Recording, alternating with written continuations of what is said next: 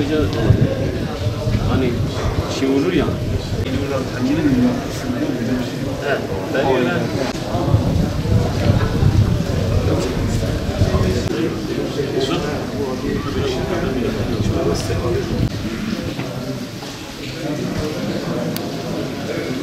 Sergimizi din görevlileri haftası münasebetiyle açmış olduk ve genelde sergimizi birçok yerde yerel olarak açıyoruz.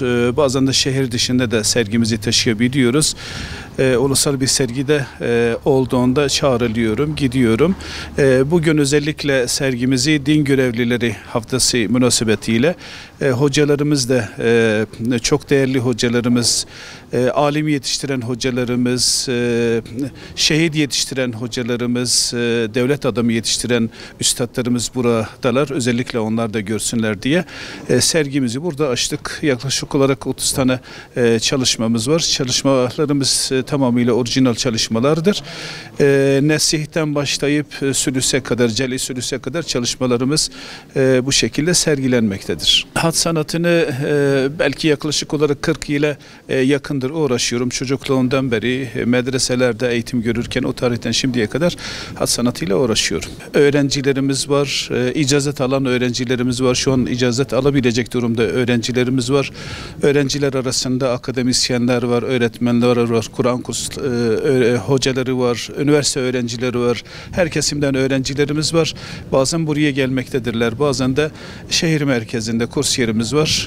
Derslerimizi de bu şekilde sürdürüyoruz. Sade Şirazi'nin söylemiş olduğu bir sözü yazdım. Bu yazının içeriği Van Güzel. Van Güzel, simetrik yani müsenna bir çalışmadır. Cel'i hatla yazılmış.